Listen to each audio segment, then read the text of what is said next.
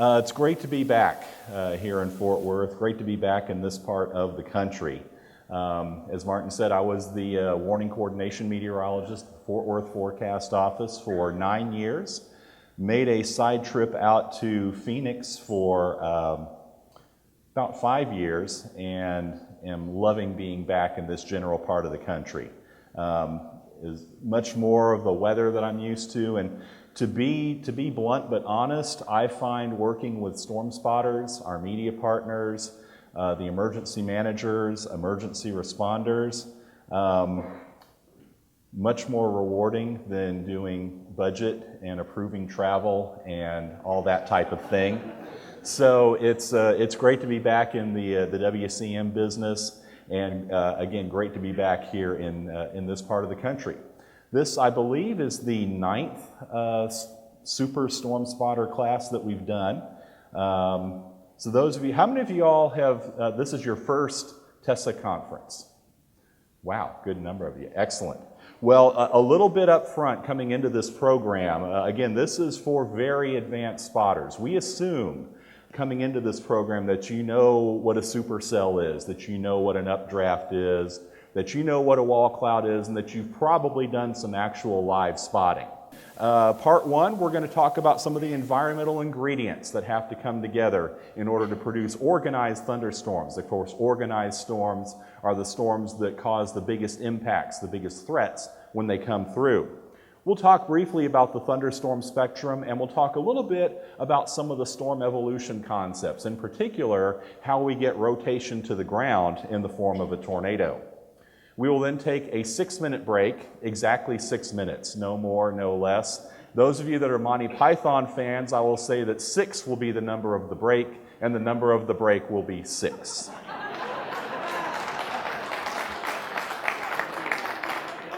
When we come back after our break, we'll talk about some environmental analysis tools, some really neat things that are out there to help diagnose some of those parameters that we're going to talk about. We're going to get into radar, also dual polarization radar, which is available now in some of the software packages and the smartphone apps that are out there. Then we'll hopefully tie everything together with a case review, and hopefully I'll be done somewhere close to 11 o'clock so Martin won't get mad at me, and we'll keep everything pretty much on target.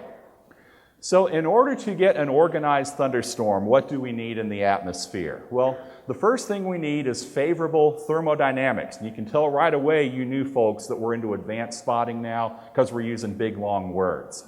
Thermodynamics is basically, we're talking there about the moisture and the instability in the atmosphere like we talk about in the basic spotter program. We need favorable kinematics in the atmosphere. What does that mean? Well, that means vertical wind shear in the atmosphere. That's a very important parameter, and we'll touch on that several times as we go through the program this morning. And then we need lift in the atmosphere, rising motion in the atmosphere. Large-scale lift, which can actually help condition the atmosphere, make it perhaps more favorable or easy for storms to form. Small-scale lift, which can actually get the updrafts started and get that thunderstorm process started. Now, when it comes to stability or instability in the atmosphere, one of the easiest ways to imagine or envision that is to think of a parcel of air, a blob of air, maybe about a quarter the size of this room. Now, if we take that parcel of air, that blob of air, and lift it, and if that blob becomes less dense or warmer than its surroundings, that blob of air is going to continue to rise on its own. And when that happens, we say that the atmosphere is unstable. Now, if we take that blob of air, lift it, and that blob becomes cooler than its surroundings, then that blob of air, that parcel, is going to sink back down to where it started. And when that happens, we say that the atmosphere is stable. Now, typically, the atmosphere, the real atmosphere, is what's called conditionally unstable, depending on whether or not the parcel is saturated. If it's saturated, it's going to cool a lot slower than if it's unsaturated, and that's when the clouds form, that's when all the action really starts and gets going. Now, one important parameter, one important feature when it comes to stability in the thunderstorm process is something called the cap. It's also sometimes called the lid, or the elevated mixed layer, or EML. It's also sometimes referred to as SIN, or convective inhibition. This cap basically is a layer of very warm air, mile or two or so up above the ground. The cap usually originates from high terrain, oftentimes the Mexican plateau, the high terrain off to our west and southwest.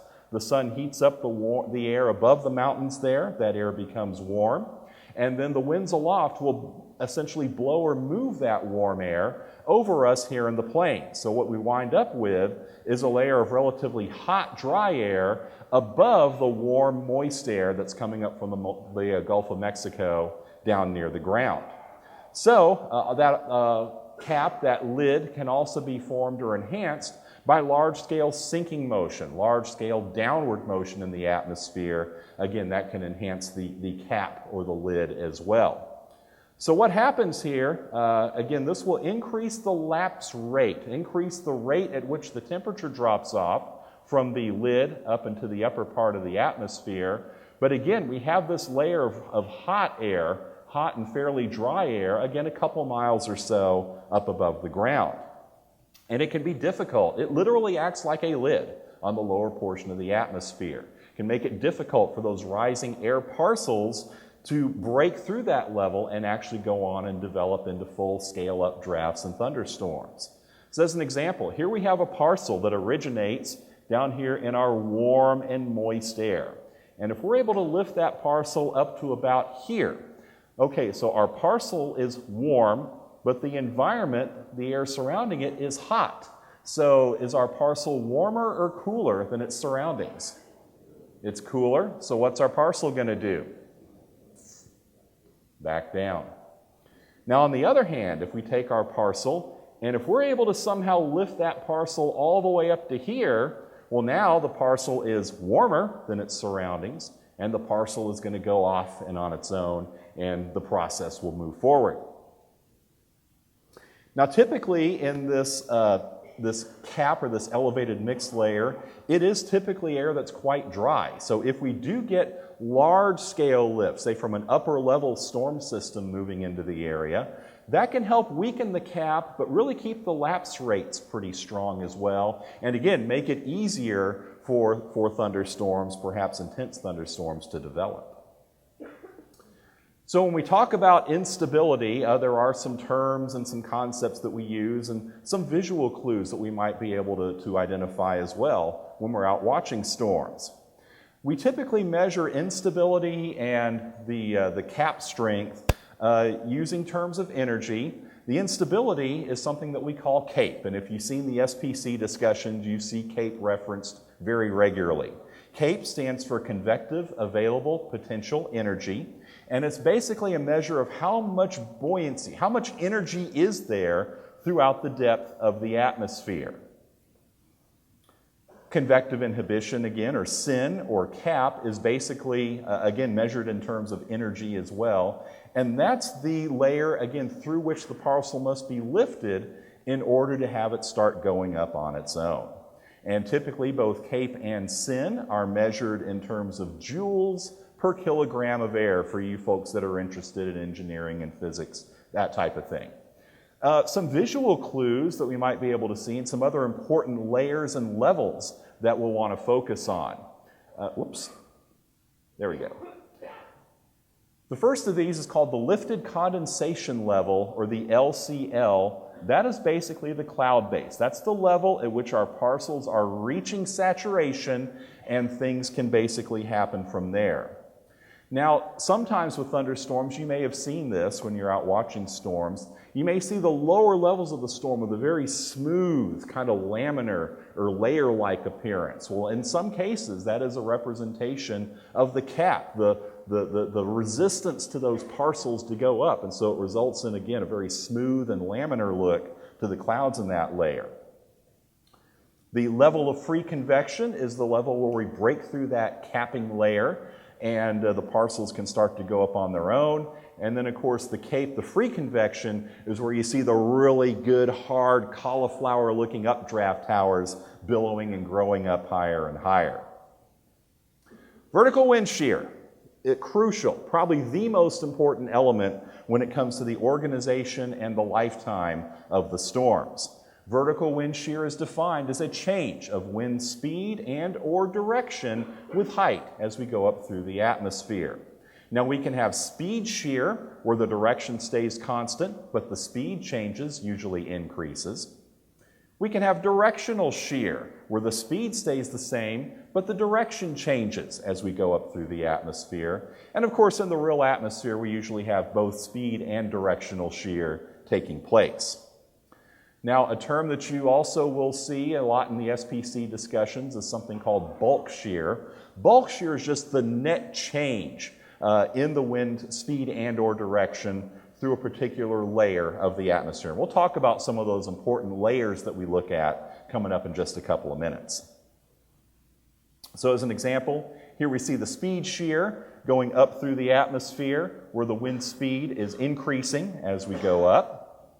Here's an example of directional shear where the speed stays the same, but the direction changes from southeast to south to southwest to west as we go up through the atmosphere.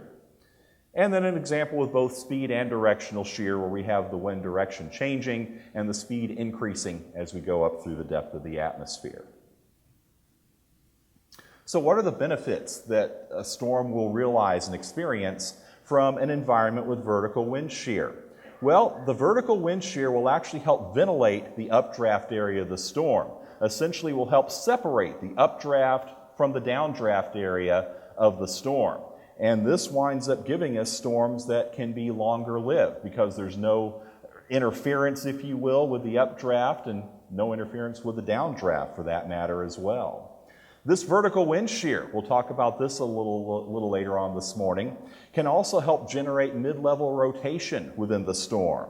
That mid-level rotation can then in turn help accelerate the updraft. As the mid-level rotation gets going, it can produce lower pressure in the mid-layer levels of the storm and again help accelerate those updrafts stronger than we might see otherwise. So again, vertical wind shear, very beneficial, very helpful to the organization and longevity that we see with severe thunderstorms. So some of the important shear layers that we look at. In broad terms, what we want to look at is deep layer shear and low-level vertical wind shear. Deep layer wind shear, one of the common levels that's looked at, is from the surface to 6 kilometers, about 18,000 feet or so up above the ground. This, again, one of the standard layers that we look at for deep layer shear. And this deep layer shear can help ventilate the storms, assist with the mid-level mesocyclones like we talked about on the last slide. There also is a term called effective vertical wind shear. Effective shear, basically some calculations are kind of done on the fly, and we calculate a layer that would be halfway up the height of the storm, the depth of the storm. Effective shear would then be, again, this layer about halfway up. So why do we want to go through this extra process and this extra work? Why don't we just use 0 to 6 kilometer shear all along? Well, sometimes storms will be particularly short, depending on the environmental conditions. Other times the storms might be very tall, and effective vertical wind shear can take this into account. And then down low, 0 to 1 kilometer is a popular layer that's looked at, and this can be important for trying to capture the inflow region of the storm, trying to capture some of the low-level rotation which might take place, and of course that can be critical for the tornado process, as we'll touch on here in just a little bit. Now, when it comes to thunderstorms, we have a broad section of shapes, types, and configurations of storms that we might see. We can have ordinary cells, the so-called single-cell storms or the non-severe storms. Multi-cell storms, groups of these updrafts and downdrafts, these cells moving along as one unit. And then supercells. Now, within the multi-cell and the supercell categories, there are some variations that we might see, in particular in the multicell area. Some multicells may not produce very much in the way of cold outflow, a large organized cold outflow moving out away from the storms. And typically, these will occur as the small multicell clusters that we may see.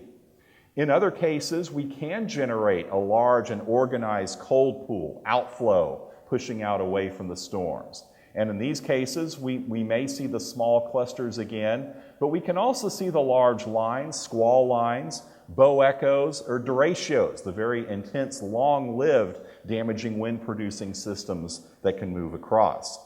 And then when it comes to supercells, of course, we can have the classic supercell that we see quite often in the plains, the high precipitation supercell, which unfortunately North Texas seems to be one of the real capitals for high precipitation supercells, and then the low precipitation or LP supercells, which occur most frequently out in the high plains, West Texas, western Kansas, and etc. So multi-cell storms, again, are really kind of a wild card in this spectrum. A lot of variations in the environments and the evolution that these multi-cell storms can take. The instability, the amount of instability in the environment will help determine the updraft strength, how strong the updraft is, how easily new updrafts can be lifted and new cells can be formed. Also, in turn, that instability will help determine how strong the downdraft and the outflow might be, pushing out away from the storm. The amount of the lift, the amount of the forcing which is present for the updrafts, can help determine the size and the configuration. If we have a large, extensive cold front that's moving through the area, that's going to provide a lot of forcing at the leading edge of that front and make the large clusters or the lines or the bow echoes perhaps more favorable. On the other hand, smaller or more subtle forcing may result in, again, perhaps the smaller cluster or smaller multi-cell storms to form. The amount of vertical wind shear is going to be important, determining how fast the updrafts, the cells will be moving. In turn, and most importantly, how fast are they moving with respect to how fast the cold pool is moving through the area. Because if the cold pool, the outflow, outruns the updraft areas, then the updrafts are going to get cut off, and we may wind up with storms that aren't as long-lived. So again, vertical wind shear can be helpful with that as well. Now, whatever the environment, whatever the evolution of these multi-cells, they can produce hail up to about golf ball size. They can produce damaging thunderstorm winds. And again, generally speaking, the larger and more organized and more long-lived the multi-cell system, the greater the potential for severe weather to come out of it.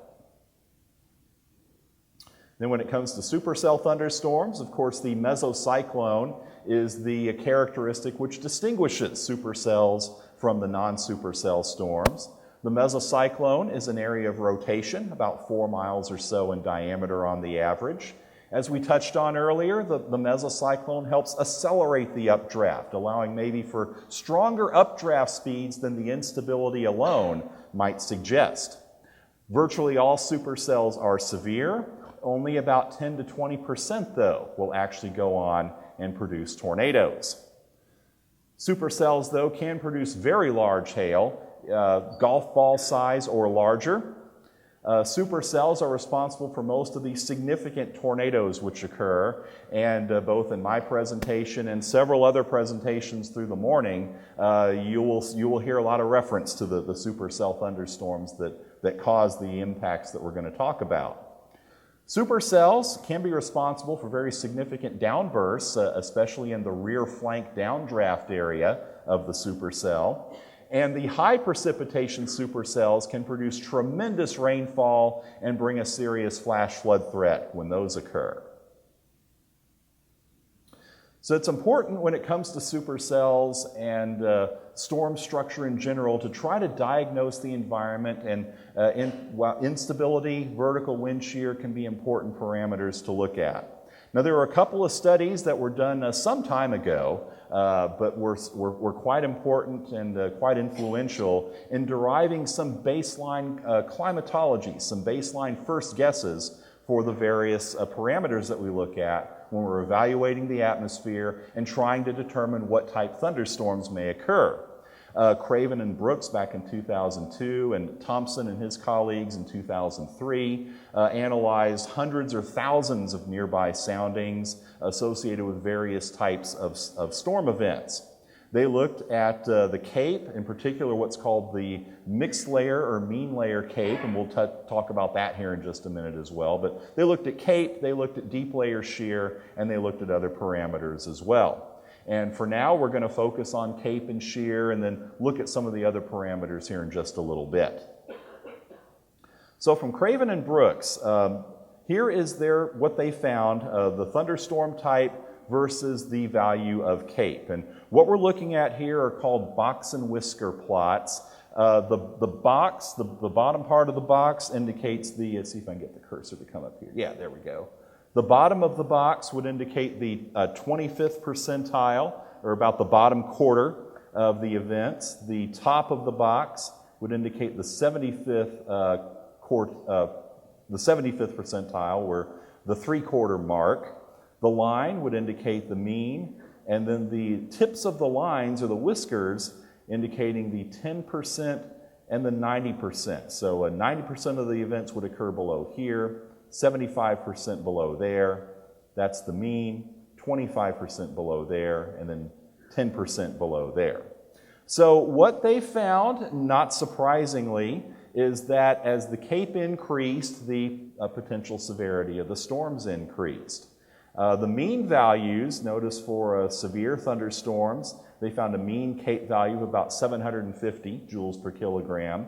For significant hail and wind, somewhere maybe around 1,100 or so joules per kilogram. Maybe a little bit lower than what we would see here in North Texas and in the southern plains. But remember, this was a national studies. They were looking at severe storms from all across the country, not just here in the southern plains. Thompson then took a look at the deep layer shear, and what he found, again, the deep layer shear increases as we go up. The red numbers would be the deep layer bulk shear in knots, and three different cases that they looked at, non-tornadic, or three different categories they came up with, non-tornadic, marginally severe, and then non-supercells, marginal severe, and then non-tornadic supercells. Let me try that one more time. Non-supercells, marginal supercells, and non-tornadic supercells. And what they found was that the marginal case, which would represent organized multicell or weak supercell storms, somewhere around 25 to 35 knots of deep layer shear seemed to be where those most commonly occurred. For supercells, at least the non-tornadic supercells, the lower bounds seem to be around 35 knots of deep layer shear. And so we might suppose then, we might suspect that 35 knots of deep layer shear is a decent first guess for an environment that might support at least mid-level rotation, mid-level mesocyclones. And speaking of mid-level rotation, again, the deep layer shear, what happens here? The deep layer vertical wind shear will generate horizontal vorticity in the atmosphere. The updraft will then essentially tilt that horizontal vorticity up into the vertical. Those of you that are veteran spotters of North Texas will no doubt remember the great Al Mohler and his garden hose analogy that he would use, how the vorticity would get tilted from the horizontal up into the vertical.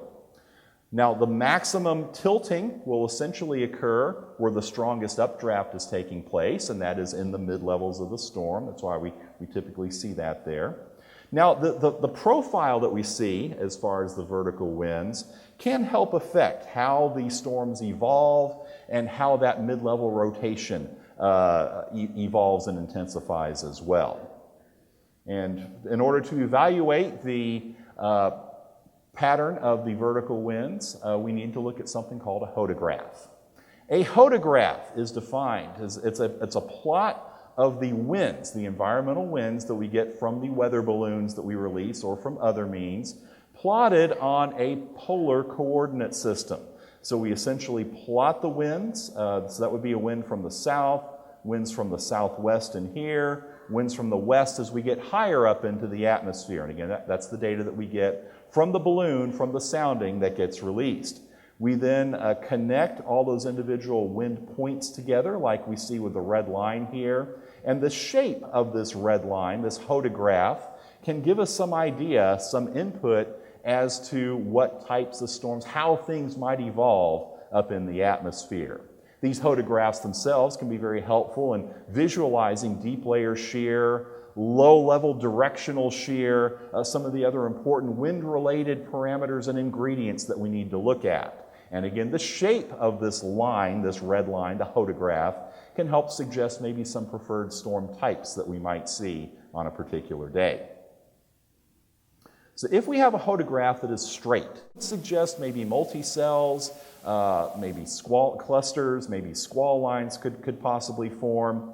Now, if the deep layer shear, if the magnitude of the deep layer shear is strong enough, again, that 35 knots or so, we may wind up with splitting thunderstorms. And with splitting thunderstorms, the left mover and the right mover will have anticyclonic and cyclonic rotation in the mid-levels. Now, with an environment with a straight hodograph, we often see something that's called crosswise vorticity. What do we mean by crosswise vorticity? Well, that rolling, that horizontal vorticity, that horizontal rotation in the atmosphere is basically parallel it's perpendicular to the change in the winds with height. So think of it kind of like a log rolling along the ground. The rotation will be oriented in this sense. So what happens then, as the updraft comes along and picks up this rolling log that's in the lower part of the atmosphere, it tilts it up into the vertical, and we get the anticyclonic vortex on the north side, cyclonic rotation on the south side. And here's a little animation to demonstrate this. Notice that we have no directional shear here. We just go winds from the east down low, winds from the west up high.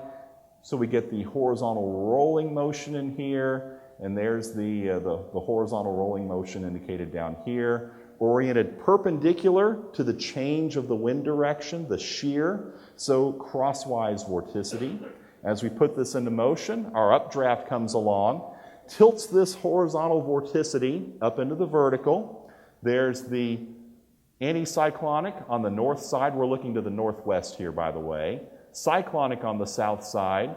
Rain and downdraft comes down through the middle of the storm, causes the storm to split. So the left mover has the anticyclonic rotation. Start this over once more.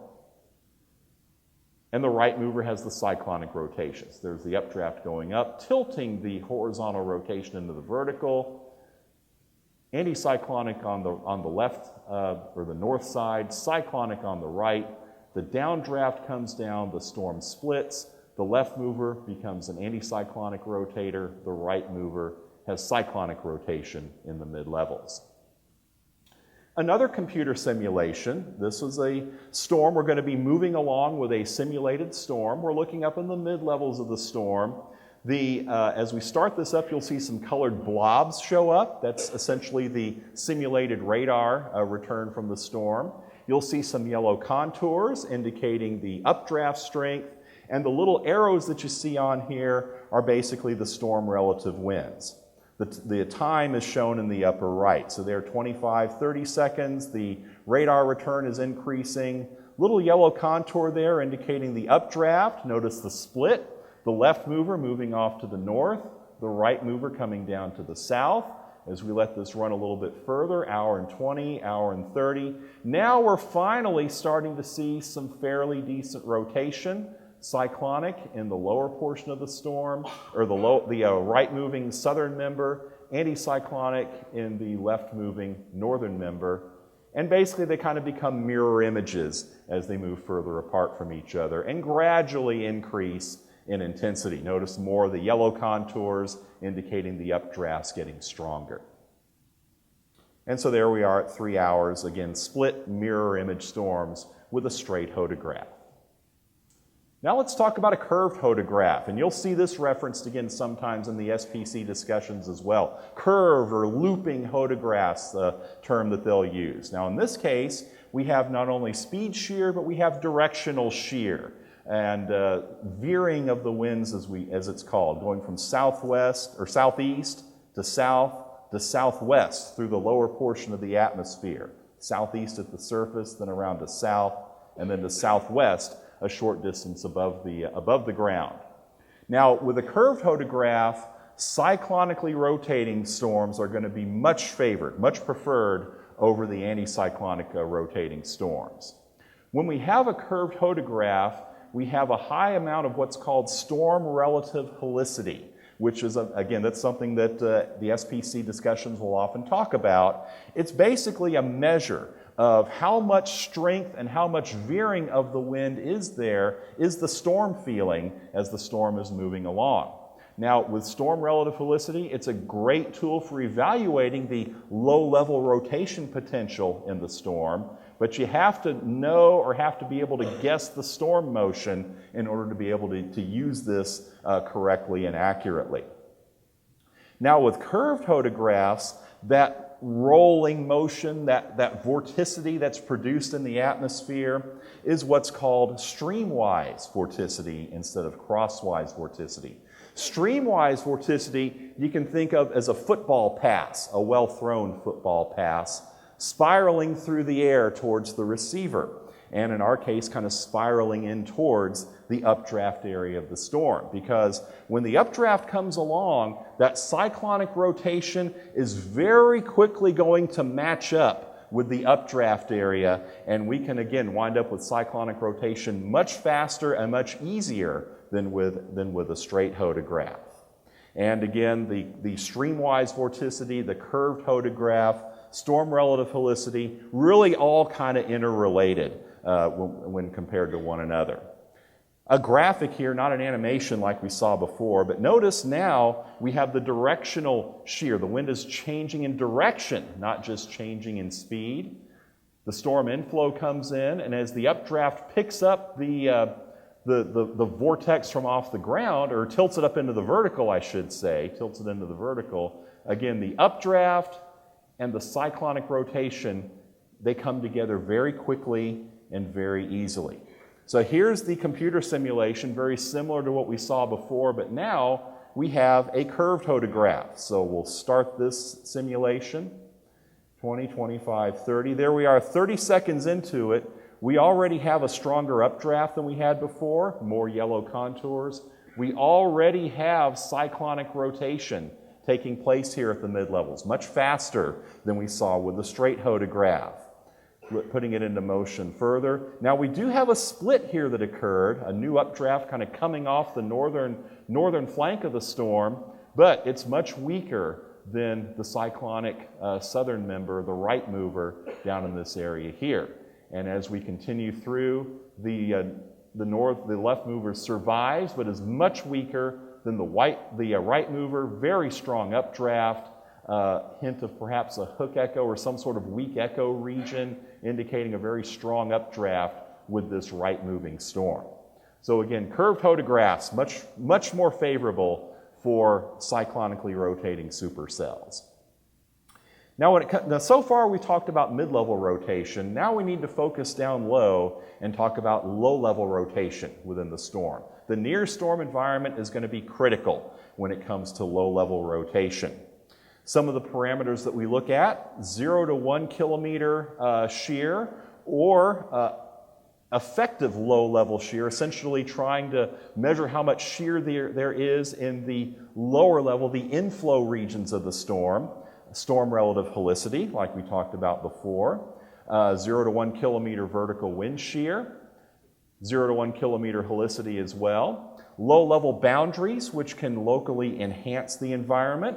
Low-level instability, which is going to be important for helping updrafts that will tilt the horizontal vorticity into the vertical, and then stretch that vorticity by accelerating the updraft.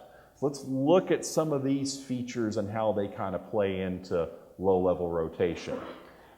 Craven and Brooks, again, a fairly old study, but a significant study, looked again at a number of cases where there were no thunderstorms, non-severe storms, severe storms, significant hail and wind producers, and then significant tornado producers, Same type of diagram that we looked at before.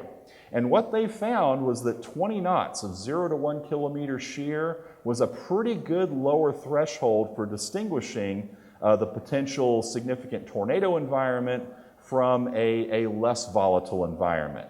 And again, this 0 to 1 kilometer shear helps contribute to the low-level mesocyclone. We get low-level vorticity, horizontal vorticity, like we talked about before, but much lower in the atmosphere, that can then get tilted and stretched by the accelerating updraft very near the ground and result in rotation down low in the storm. Now, 0 to 1 kilometer shear, because we don't have to guess the storm motion, is a little bit easier to calculate than storm relative helicity, but both 0 to 1 kilometer shear and storm relative helicity can be important for evaluating the low-level rotation potential in the near-storm environment. Boundaries can be important as well. If a storm were to cross a nearly stationary boundary, that can be important because as the storm crosses the boundary, on the south side of the boundary at the surface, the winds may be coming up from the south or southeast like we show here, maybe from the east on the north side of the boundary like we show here. The green arrows would indicate the wind's about 1 kilometer, 3,000 feet or so up above the ground. And you can imagine that on the north side of the boundary, we would have much more directional shear in the lowest kilometer or so of the atmosphere compared to on the south side of the boundary. Much more directional shear, much more streamwise vorticity, much more low-level rotation potential just on the north side of the boundary. So that's great as far as the storm is concerned. Is any boundary going to be a good one for producing this low-level rotation and perhaps helping the tornado process? Well, not every boundary will be. If we have an actively moving cold front, that's not going to be favorable for the tornadogenesis because as the boundary surges south, it's going to undercut any storms that may be trying to move along or across the boundary. The storms are going to lose their low-level unstable inflow and lose their potential for producing tornadoes. What if we have a stationary boundary with very warm air down here and very cold air, whoops, back up there, and very cold air up here? Well, again, that's also not going to be favorable because as the storm crosses this boundary, it's going to lose this warm, low-level, unstable inflow that would be feeding into it. One with fairly warm and moist air on the north side of the boundary. That way, as the storm crosses the boundary, it's still going to have unstable air near the ground that can come into the storm and help with those tilting and stretching processes to get that low-level rotation established and intensified. So far we've been talking about getting rotation up into the storm. Now we need to talk about getting rotation down to the ground. The rear flank downdraft in the supercell seems to play a major role as far as this process. Now, y'all have probably seen updrafts or time lapses of updrafts in storms. And we have kind of that rolling motion that will occur on the side of the updraft area. Well, the same thing happens in reverse with a downdraft, and in particular, the rear flank downdraft. So as the rear flank downdraft comes down, punching down in this area here on the backside of the storm, around that rear flank downdraft we'll have these rings of vorticity, if you will. Those rings of vorticity, those rings of rotation, the axes of those can be thought of as vortex lines.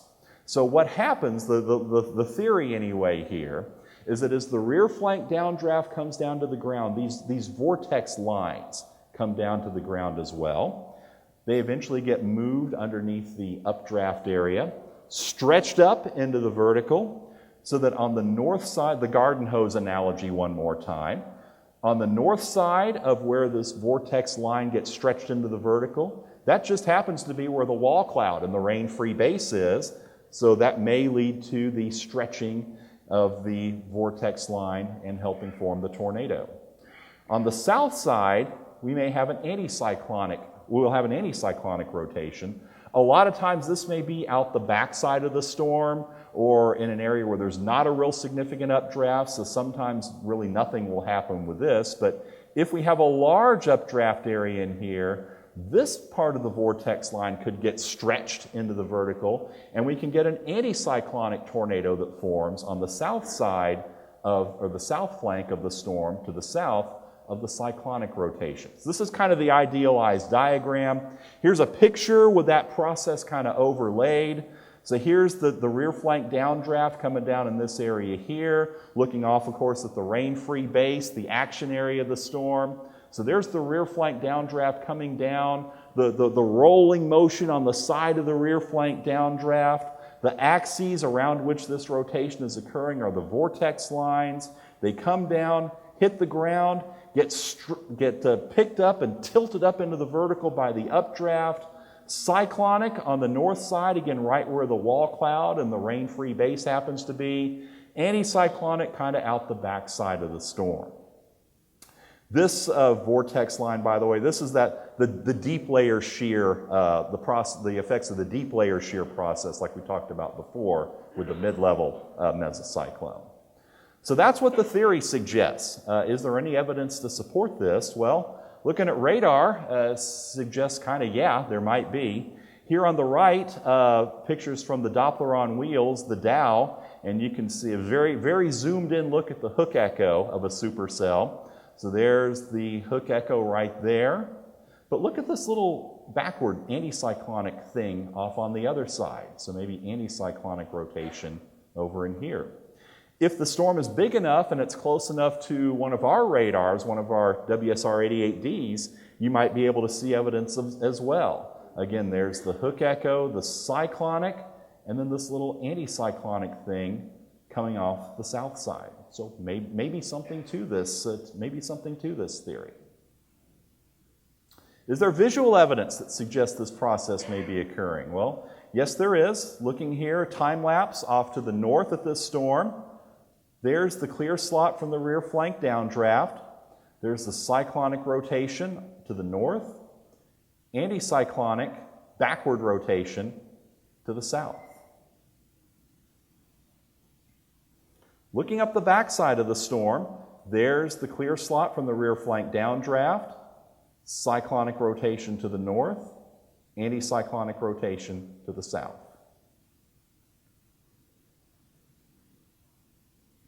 Looking at the backside of a supercell here, coming in kind of just behind the hook echo area. We'll put this into time lapse here in just a minute. Here comes the clear slot from the rear flank downdraft. There's our cyclonic rotation to the north, anticyclonic to the south. And again, the rear flank downdraft continuing to punch through in this area here.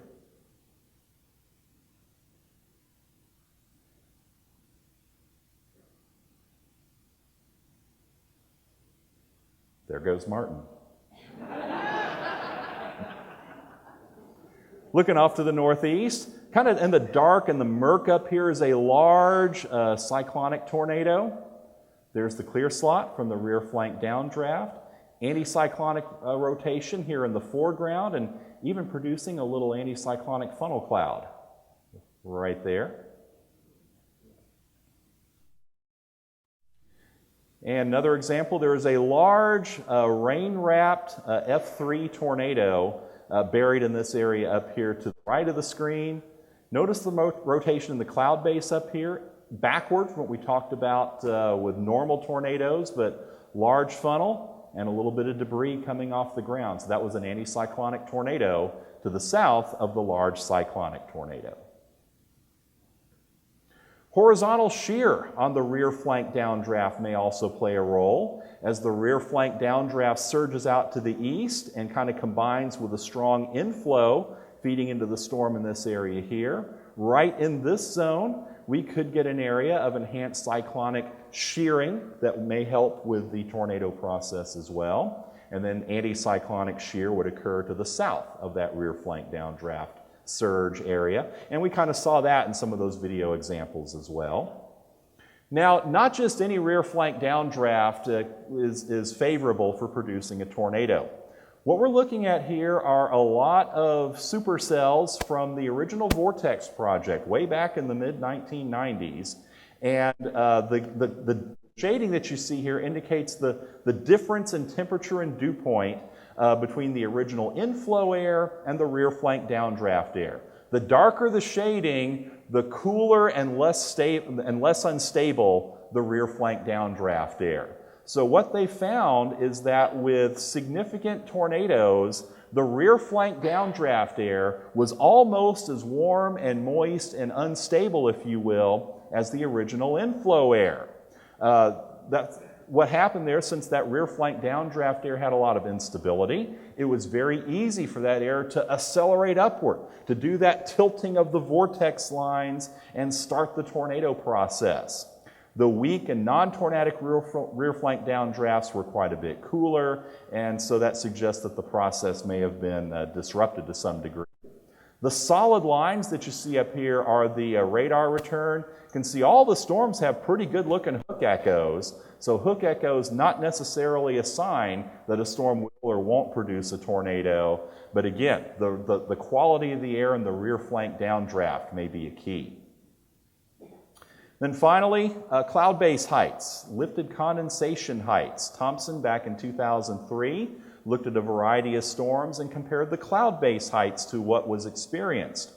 What he found was that basically the more significant the event, the lower the cloud bases, going from an average of about 3,200 feet or about 1,000 meters for significant tornadoes, all the way up to 6,000 feet on the average cloud base height for non-supercell storms.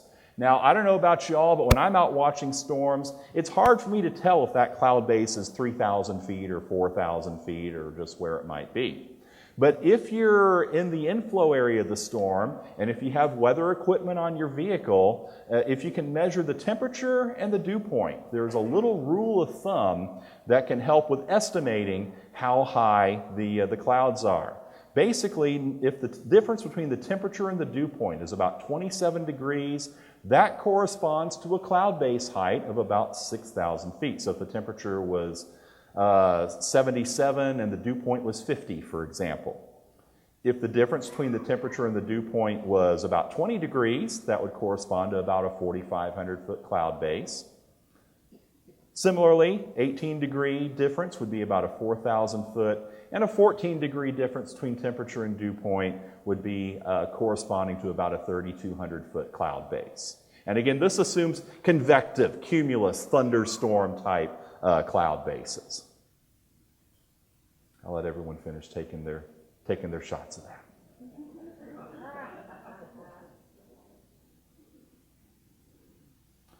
So here's an example. Again, these are shots from Al Mohler back about 12 or so years ago. This was a supercell. It did have a mesocyclone. There's the clear slot from the rear flank downdraft. But as the rear flank downdraft hit Al and his location, he noticed it was very cold and it was very strong outflow rushing out away from the storm. In this case, the temperature was 92, the dew point was 61, cloud bases were over 6,000 feet. What happened is we had a lot of evaporation as the downdraft and the rain came out. Very strong, cold rear flank downdraft, a lot of outflow, no tornado from the storm at this time.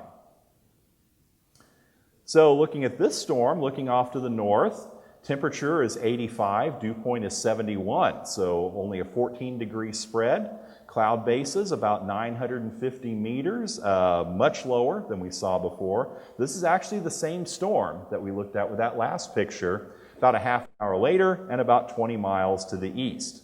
Looking to the north here, Al moved north a little bit further and got a better view of the base of the storm. Low cloud bases, well-developed wall cloud, rapid rotation. As the updraft developed, it very quickly accelerated, did the tilting and the stretching process, and a tornado wound up forming a few minutes later. So low cloud bases, again, basically less evaporative cooling in the rear flank downdraft, less outrush of cold air at the surface, a less chance of disrupting some of those tilting and stretching processes that we talked about. more buoyant air, more unstable air, potentially in the rear flank downdraft, to better accelerate upward from right off the ground, stretch those vortex lines, and get the tornado going. We will go ahead and kick off the second part of the Super Spotter Show. And again, now we're going to talk about some of the tools and items that are available for helping analyze and look for some of those parameters, some of those ingredients that we talked about. And of course, analyzing surface features is going to be very important. Some of the things we would look for on a surface map: temperature maxima, moisture dew point maxima. That's going to tell us where potentially the environment could be most unstable. Surface wind speed and direction to see if we have the surface air is coming in from a good angle in order to continue to bring warm and moist air into where the storms are going to be forming. Surface pressure, looking for troughs or areas of slightly lower pressure, and along with that, changes in wind direction and also changes in temperature or dew point values can suggest where boundaries, fronts or troughs or dry lines might be located. Of course, those are going to be favorite areas for storms to form. And then by doing these over time, looking at the surface maps over time, we can see how the features are evolving and moving as we go through the day. Now, there are a lot of really great computer programs out there for analyzing the surface maps, looking for surface features, and they're really good tools, but I'm going to put in a word right now for hand analysis.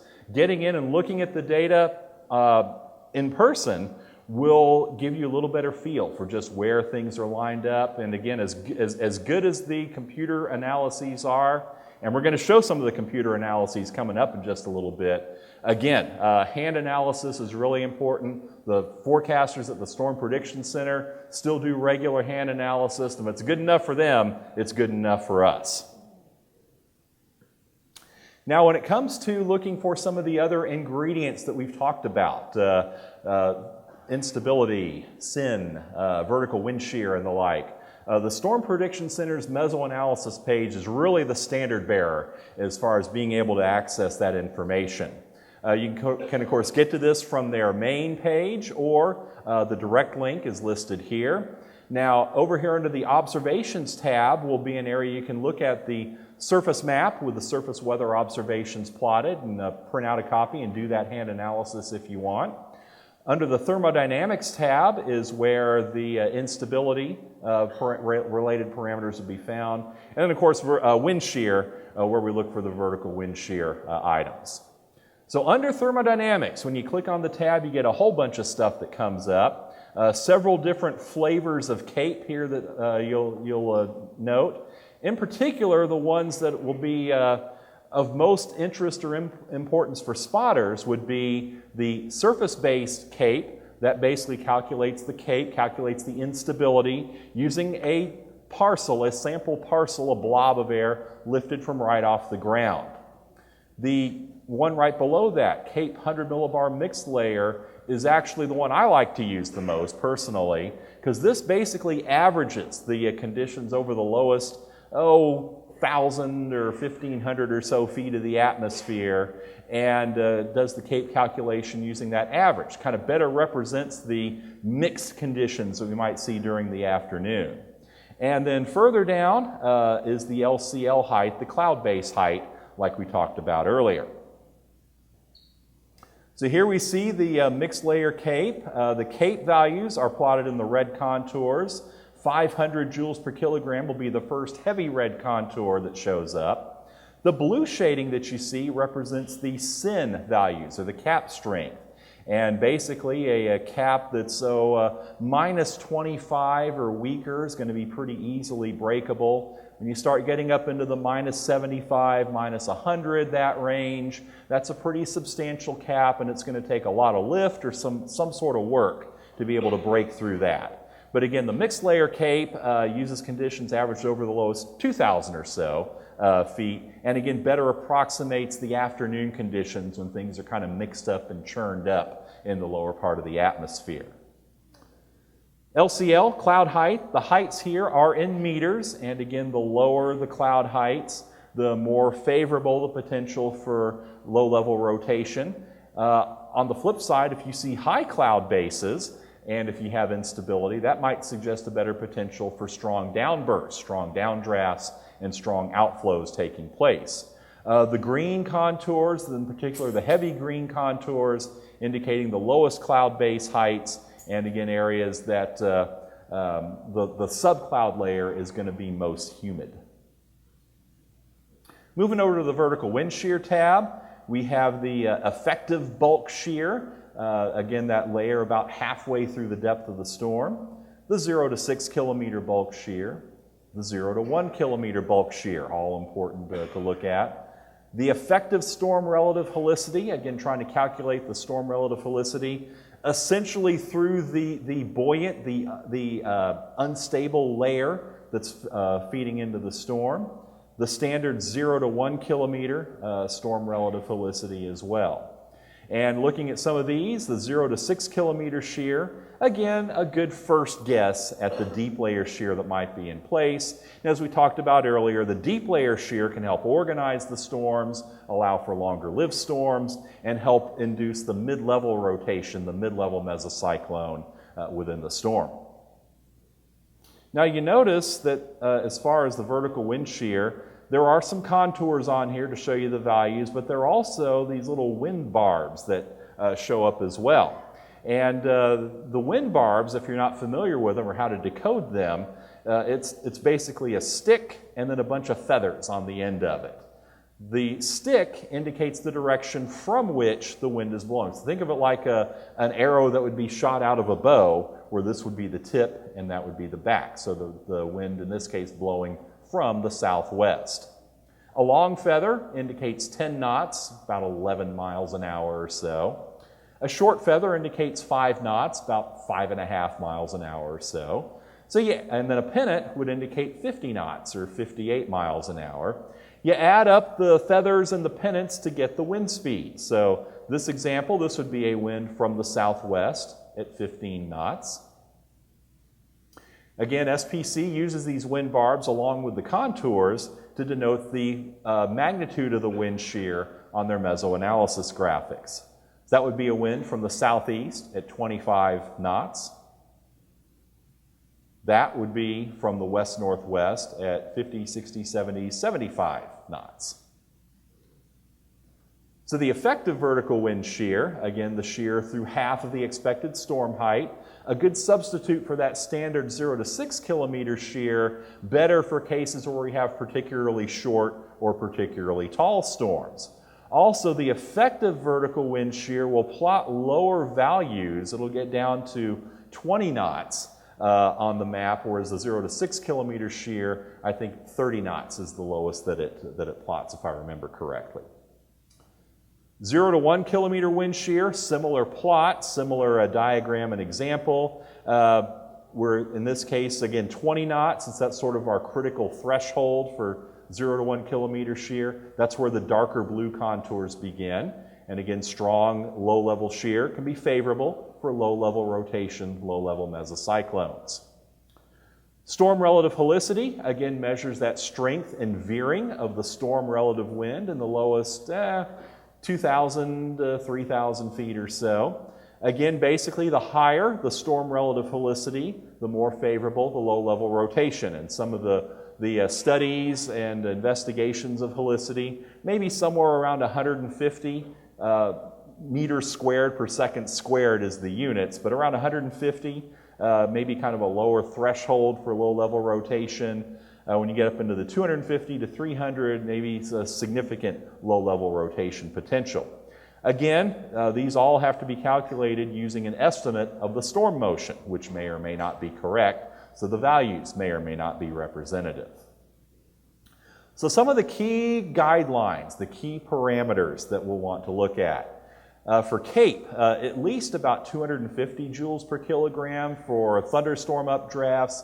If we start getting into the 4-digit capes, then we do have the potential for significant updrafts. And of course, here in the Southern Plains, seeing values in excess of 3,000 is not uncommon on a significant severe weather day. SIN, again, minus 100 or weaker, suggests a cap that we'll have a decent shot at braking when the SIN gets higher than that or stronger than that. More on the negative side, the more difficult it's going to be for the parcels to break through and go on and form storms. Deep layer shear, again, the effective or the 0 to 6 kilometer shear, 25 knots or greater for organized storms, 35 knots or greater for storms that will have mid-level, well-established mid-level rotation. 0 to 1 kilometer shear, again, 20 knots or greater, favorable for the low-level rotation. Storm relative helicity, again, maybe around 150 for low-level mesocyclones, but then the higher the helicity, the more favorable the environment will be for low-level rotation. And then cloud-based heights, again, around 4,000 feet, around 1,200 meters, seems to be favorable as well. Everyone got it? Okay.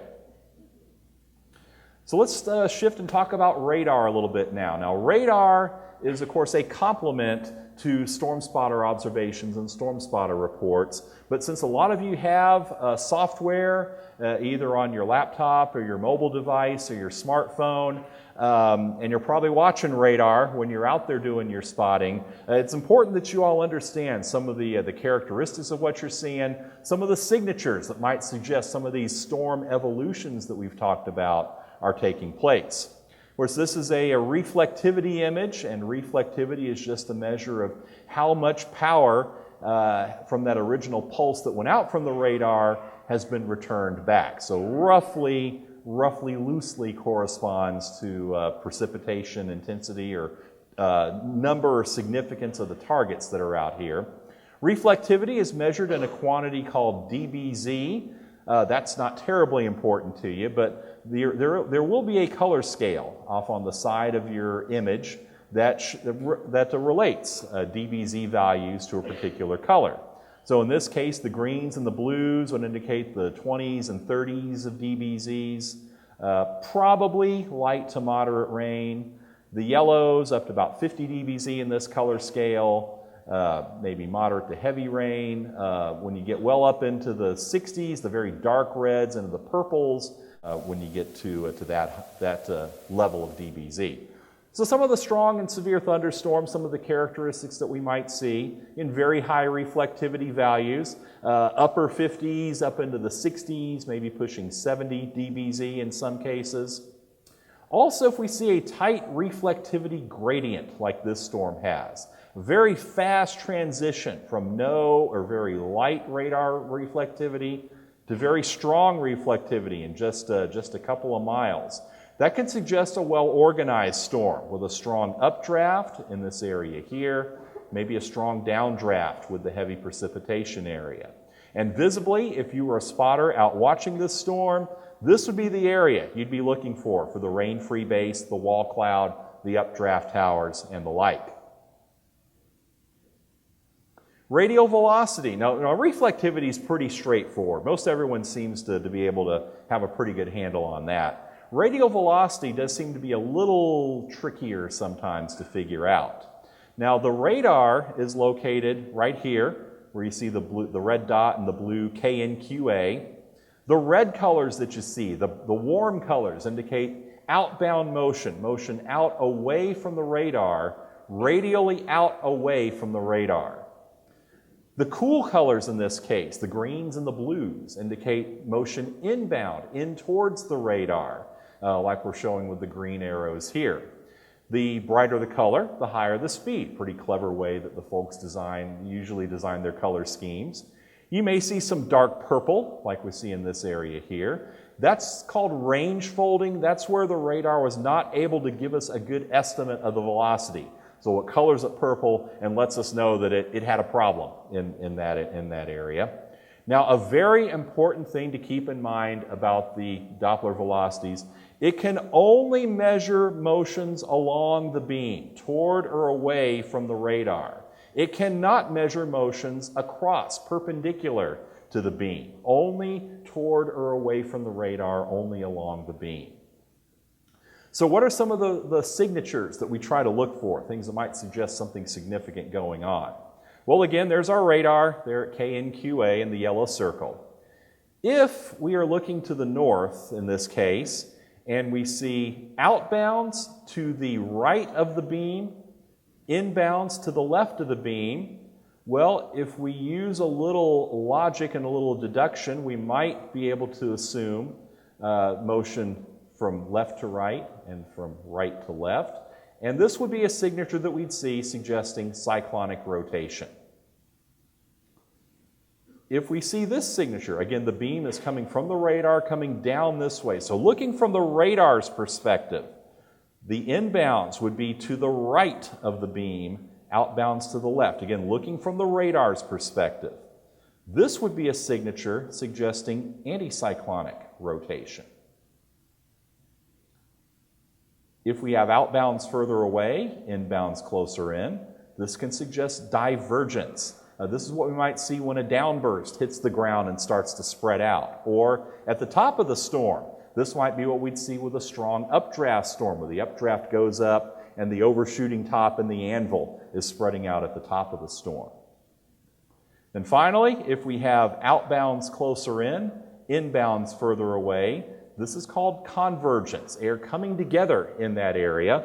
Sometimes we'll see this underneath a strong updraft storm if the storm's in close enough to the radar. Also, we can sometimes see one of these signatures in the mid-levels of the storm when a downburst is getting started. Now, in each of these, you notice it's green to the left and red to the right. Green to the left, red to the right. It's the orientation, the position of this signature with respect to the radar that tells us just what it is that we're looking at, just what physically is happening in that area. So you need to know where the radar is with respect to the feature that you're looking at. A couple different types of velocity products that we have. One is called base velocity. Base velocity is ground relative. This is the velocity as it's moving across the ground. Base velocity is very good for straight line wind speeds, like if we have a squall line or a bow echo moving in, for estimating the strength of the winds associated with that feature. If the storm is close enough to the radar, we can even sometimes catch inflow that's feeding into the storm. Now, storm relative velocity, we've subtracted out the storm motion. So this would represent what the storm is feeling as the storm is moving along. And this is the same storm, the same image. Notice the area right here and the base velocity. Got some real strong inbounds there, the bright purples, 90 to 100 knots inbound, and some weaker inbounds here. You might suspect something there, but when we look at the storm relative velocity, the feature really jumps out. The outbounds here, inbounds here, cyclonic rotation signature. So storm relative velocity is really best for identifying those rotation and the convergence and divergence signatures the idealized examples that we showed a few minutes ago. Now, the velocity products look pretty similar. Some greens, some reds, maybe some purples. Look closely at the image title to make sure that you're looking at the correct, the appropriate velocity product. Another example where base versus storm relative can be important. We have a squall line that's approaching the radar from the west. The leading edge of the line, the gust front, is shown by the yellow dashed line here. Now, if you look back in here, we see some grays and some dark greens, suggesting maybe 10 to 15 knot inbound winds toward the radar. So you may think, well, this line's not going to be that bad when it comes through, but we're looking at the non-appropriate velocity product to be looking at straight line winds. We need to be looking at base velocity instead. There's what the base velocity looked like. Yikes! Much more significant velocities in here now. The bright greens, blues, 45 to 50 knot inbounds in this area. So yes, maybe a potentially more significant wind event that's going to be coming through with these storms. So again, base velocity best for your straight line type wind events, your line type events. Storm relative best for the rotational signatures, convergence and divergence. Now we use, when it comes to the Doppler velocity images, we have some terms that we use. One of the first of these is called rotational velocity. It's abbreviated as VR. Rotational velocity is the absolute value of the maximum outbound and the maximum inbound velocities in the circulation signature. We add them together, divide by 2, and that gives us the average rotational speed, if you will, of this circulation. So here's an example. In this example, the maximum outbound was 76 knots. The maximum inbound right there was minus 57 knots. So we stripped off the negative sign, so we took 76 plus 57 divided by 2. That gave us a rotational velocity here of 66.5 knots. You may also see a term called delta V, or the difference in velocity between the outbound and the inbound. Delta V is just the maximum outbound velocity subtracting and minus the maximum inbound velocity. So we don't use absolute values here, we're just looking at the difference, the absolute difference between the outbound and the inbound. So in this case, 76 knots minus 57 knots, which is plus 57 knots, gives us a delta V of 133 knots with this circulation. You may also hear the term gate to gate. Gate to gate means that the maximum outbound and the maximum inbound are right next to each other. Other times you may hear broad rotation, and in that case, the maximum outbound and the maximum inbound may be separated by a few radials in between. So some of the rotation signatures, of course, in the reflectivity, the Hooke echo is one of the more common signatures that we see, and this is indicative of a supercell with a mesocyclone, some of the precipitation wrapping around the western and maybe the southern portion of the circulation. Visually, as a storm spotter, you might see this if you have a rain-free base and a wall cloud. You may see some little rain curtains or kind of cascades of rain and hail start to wrap around the western and southern side of the wall cloud when this happens. And along with that, sometimes you might also see the rotation tighten up, maybe get a little more organized with that wall cloud as well. So here's the corresponding storm relative velocity image. The radar is up here to the northwest, so we're looking southeast at the storm. And we actually see a couple of different scales of rotation here. One is kind of a broad scale. If you go from the darker blues here over to kind of the pinks in this area here, that would be a larger scale rotation, what the mesocyclone might look like in the storm. But if we go in a little bit tighter, you can see a little spot of the bright pink right there and a little spot of the bright yellow right there, a smaller, tighter circulation called the tornado cyclone. That might be more on the scale of the wall cloud, basically, smaller, tighter circulation. These are not always visible. These smaller, tighter circulations, not always visible, especially at farther distances away from the radar, when the beam spreads out and things tend to get a little more smeared the further out from the radar we go. This picture, by the way, was from April 27th of 2011 in northeast Alabama, and that's what was occurring at about the time of the picture. A microburst signature, what it might look like on radar. Again, the reflectivity, high reflectivity, heavy rain occurring in this area. And there's the velocity image. Notice the outbounds, the radar's right there. The outbounds further away, the inbounds closer in. So a divergence signature down at the ground where that microburst has hit the ground and spreading out.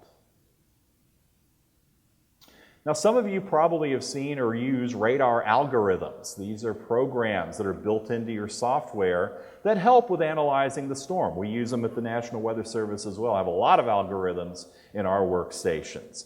Some of these algorithms will estimate hail size.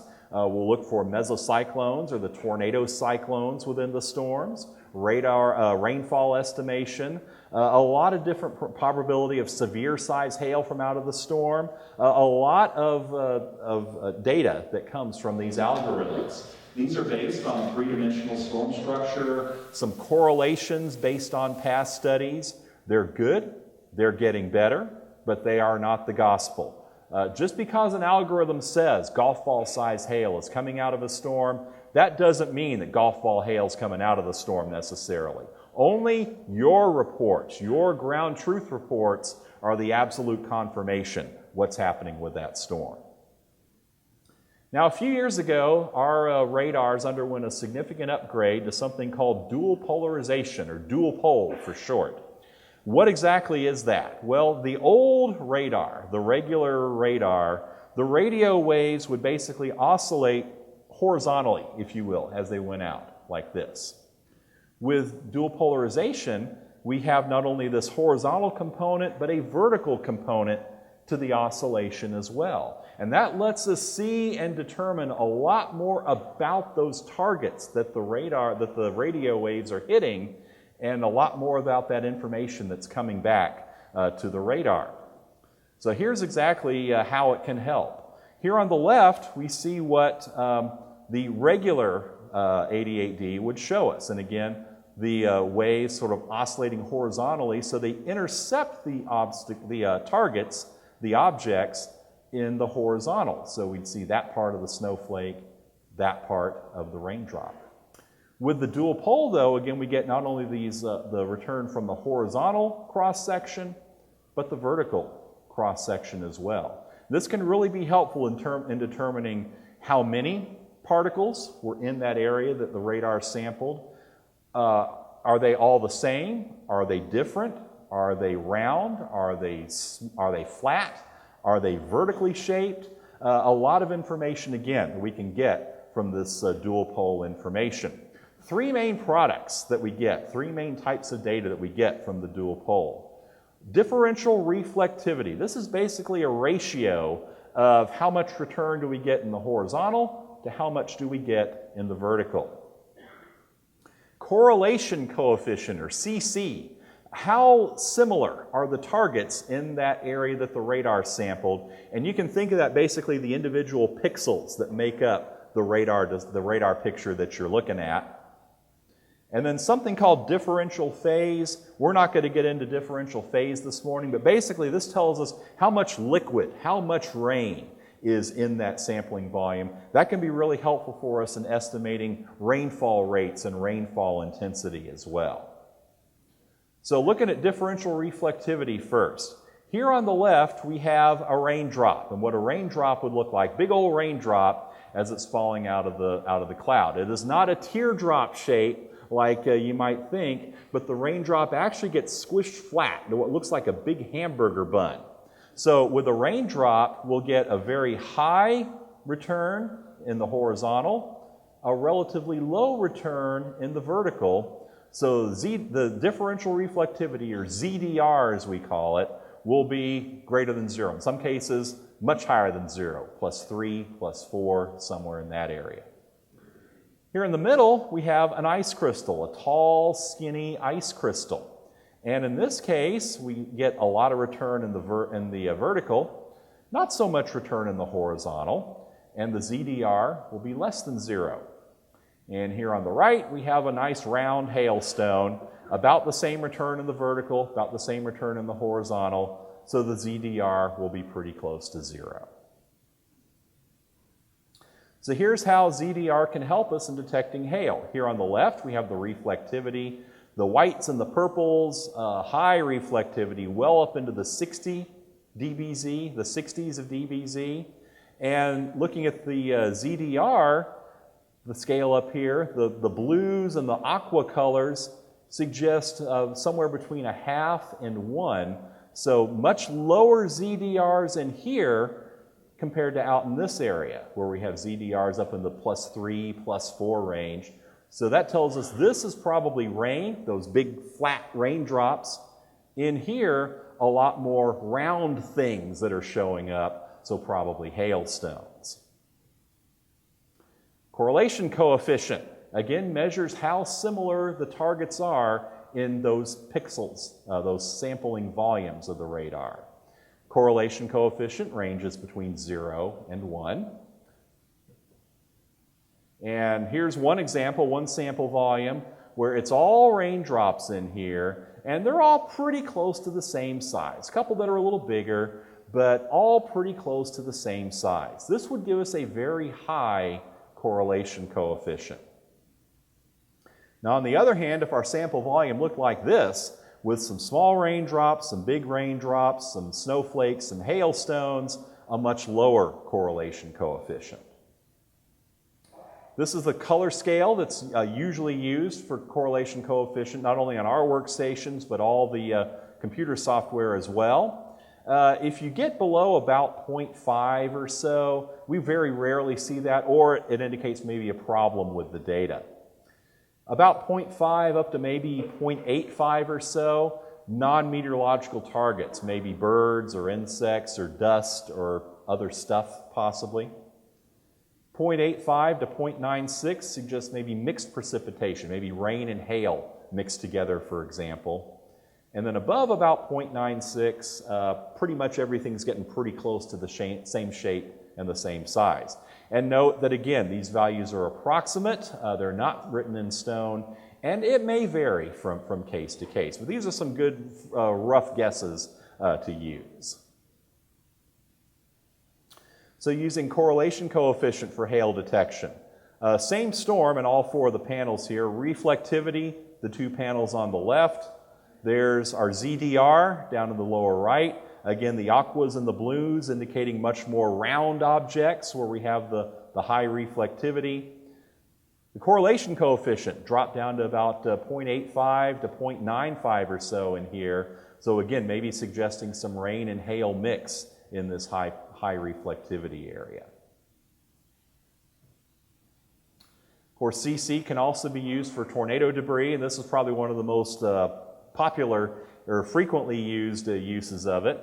If you look right where it says Lee in this 4-panel display, reflectivity, there's our hook echo right in this area here. Looking at the velocity, the radar is down to the southeast, so we're looking up this way at the storm. And there's our strong cyclonic rotation signature. ZDR drops off just a little bit in that area, but the real giveaway, the correlation coefficient, very low in this area, and that's because the tornado debris has such wildly varying shapes, boards, pieces of glass and metal and bricks and all that stuff, so it creates a very low CC signature.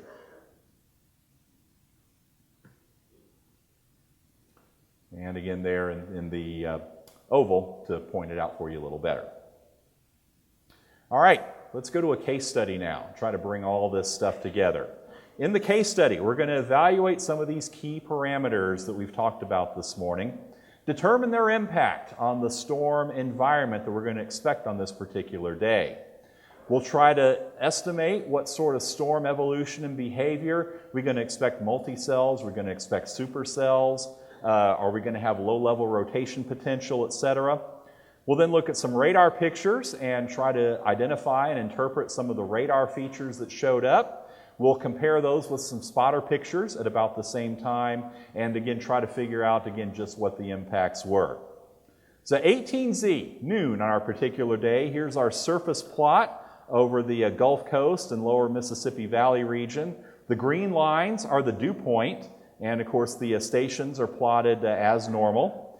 We have a maximum and dew point, a moisture axis from Louisiana up into West Tennessee, and a surface trough, a boundary approaching the area from the west, located about here. Again, this is at noon at 18Z. Our 18Z ML Cape values match up pretty well with where we saw the moisture axis, and 500, 1,000, 1,500 joules per kilogram over Louisiana up into eastern Arkansas, western Mississippi, West Tennessee. The SIN values at a minimum in this area as well, no significant SIN. Higher SIN, stronger cap as you go further off to the east, further away from the moisture axis and the surface feature moving in from the west. Effective shear, so there's 60 knots, 65, 70, 75 knots. So actually backing up to the Cape, so do we have enough Cape to maybe need to worry about updrafts, thunderstorms? Yeah, Yeah, 500, 1,000, that's not overwhelming, but that's enough. Do we have enough deep layer shear to worry about organized storms and maybe mid-level mesocyclones? Yeah, well above that 35 knots, kind of our lower threshold. 0 to 1 kilometer shear, there's 30, 35, 40, 45 knots, another little spot of 40 up there. So low-level rotation potential.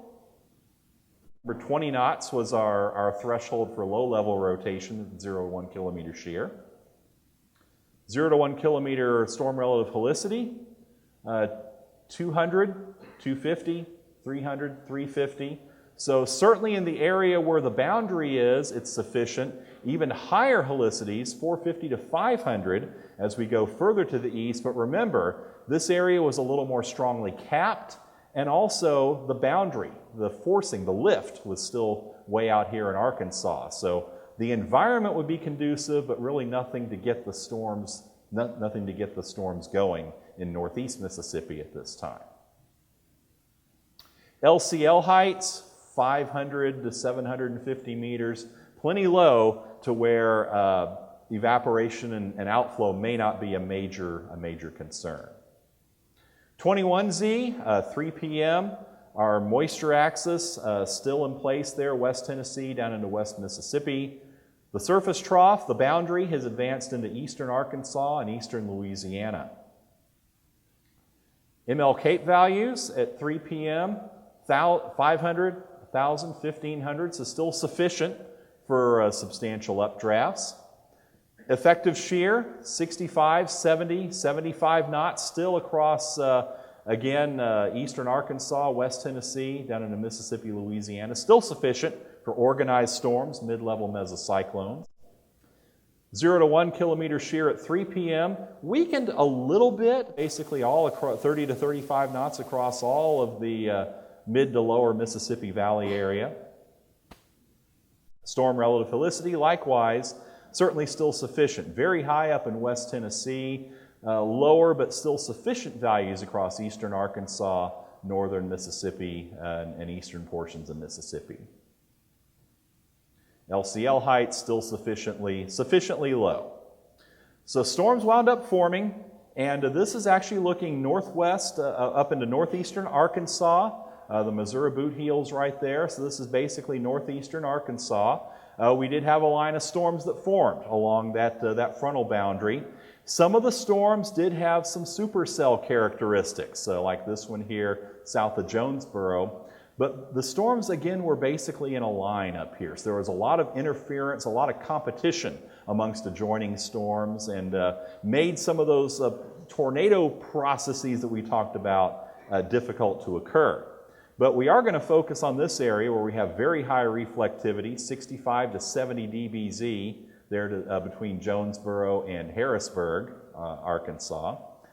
Taking a look at the storm relative velocity at that point, no real circulation in that area. We do have some inbounds, maybe a little weak rotation over here, but again, that's really not in the important part of the storm. So no real velocity features to speak of. ZDR values, the differential reflectivity, fairly high over in here where we had the heavy rain. Notice the lower values, though, where we had the highest reflectivity, suggesting, again, maybe some round objects in that area. And correlation coefficient dropped off a little bit in this area as well, again, suggesting maybe some mixed precipitation, rain and hail mix falling in this area. And in fact, at this time, there was hail falling out of those storms. In fact, it was tennis ball to baseball size hail that was falling out of that storm. Other hail reports further to the southwest in the line. So now we're going to jump ahead about an hour, almost 2 hours or so, just before 3 p.m. We're now looking southwest from the radar down into northwestern Mississippi. And we have this storm which has fairly high reflectivities, again upper 50s, maybe pushing 60 dBz. Maybe a little subtle hint of some curvature in this area, maybe suggesting trying to form a hook echo or something, but it's certainly not there at this time with what we see in the reflectivity. However, we switch to the storm relative velocity, and we have some strong outbounds, some strong inbounds, gate to gate. If we do some numbers and some calculations on this circulation, it was 85 nautical miles from the radar. Our strongest outbound was 38 knots. Our strongest inbound was 55 knots. That gave us a rotational velocity, a VR, of 46 knots, which is considered a strong mesocyclone, and a tornado warning was already in effect for the storm at this time. 3:19, about 20 minutes later, the storm is moved up into Quitman County, Mississippi. Again, some curvature, maybe some subtle hints of trying to form a hook echo down in this area here. We take a look at the storm relative velocity, and it's a little messier looking than it was at 2:58. Yes, we still have a circulation here. There's the outbound, there's the inbound. So we do still have a circulation in this area here. If we do the calculations on it, if we look at the overall circulation, we had a maximum outbound of 34 knots, a maximum inbound, the dark blue there, of 72 knots, which would be strong, but again, it's a broad circulation because there's quite a distance between the maximum outbound and the maximum inbound. Looking gate to gate, the strongest we could find was a maximum outbound of about 28, maximum inbound of about 48, rotational velocity of about 38 knots, and that's up kind of on the borderline of a moderate to strong mesocyclone. So you might think if you're only looking at radar or only at reflectivity and velocity, well, maybe the circulation's starting to weaken, starting to struggle just a little bit. Well, there's the CC. Uh-oh. Have a little CC dropout right there, right where the circulation is. So that tells us that it's not struggling at all. We maybe have some tornado debris coming up in the air there. And in fact, the spotter picture at about this time, that's what was going on. This was actually about 10 minutes before that radar picture we were looking at. But yes, when the conditions are right, we can get storm structure in the Mid-South. There's the clear slot from the rear flank downdraft, and of course the large tornado in progress. Now this tornado moved off, it crossed I-55 south of Memphis and dissipated. This is about an hour or so later as the storm was approaching Holly Springs, Mississippi. And hopefully there is no doubt in anybody's mind here that that storm is strongly rotating. Not only a hook echo, but actually a little donut look to the storm. There's the storm relative velocity, and we can see again the larger kind of mesocyclone circulation and a smaller tornado cyclone circulation in there. You do the calculations and it basically was off the scale as far as intensity was concerned. There was a bank in the southern portion of Holly Springs. This moved just across the southeastern fringes of Holly Springs, Mississippi. There was a bank right about here that had a camera looking to the east. And first of all, there's the ZDR, again a little bit of a dropout, and the CC indicating debris still being lofted. And there was what the bank camera saw at about that time. Moving off to the northeast, the storm continued up into Benton County, Mississippi, and north of Ashland, can still see the hook echo. The storm relative velocity was still a strong gate-to-gate signature. Doing the calculations gave us a rotational velocity of 76 knots, which again, off the scale as far as the VR is concerned. And a spotter north of Ashland, looking to the north. Well, first of all, the CC, again, the debris signature, the low CC values there north of Ashland. And this was the spotter's view at about that time. All that was the tornado down in there.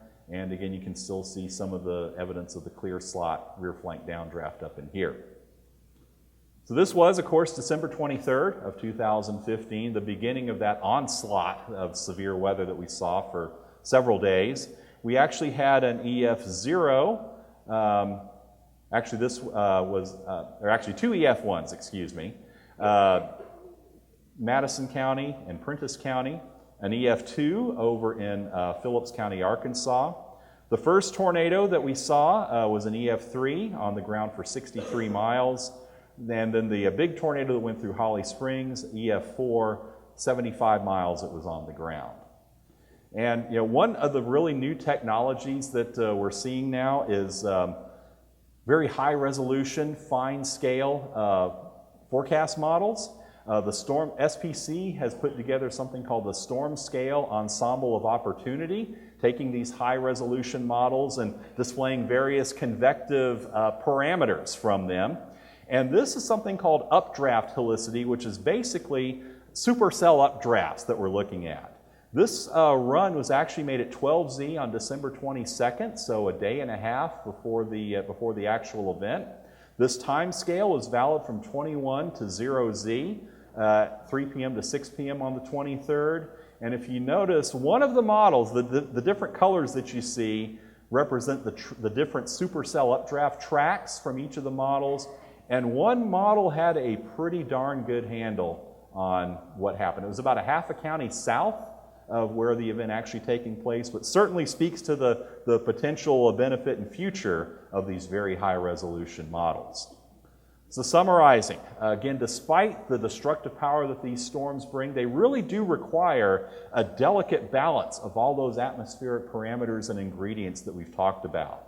While they're all important, vertical wind shear is probably the most important of the parameters because of the role it plays in organizing and helping with the storm rotation. Manual analysis and the SPC mesoanalysis tools can be very helpful in diagnosing the storm environment, and as storm spotters, helping you anticipate the environment and the behavior that we'll be expecting, and hopefully help you in planning out your spotter operations as well. Now, we've come a long way with technology. We've seen the first couple generations already. YouTube videos that spotters can post and pictures that were tweeted were kind of the first generation.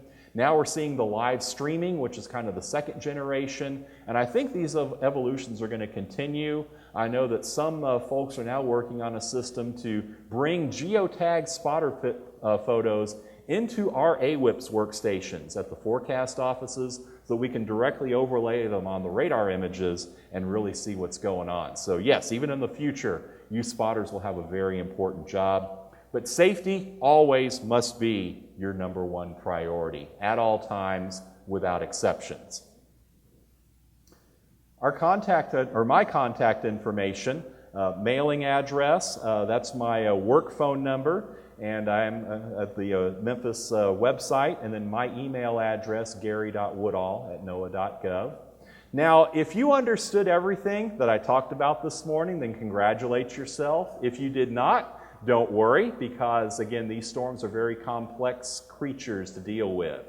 The COMET, C-O-M-E-T, if you do a search for them, they have a number of excellent online modules you can take to help with some of the information that we talked about here.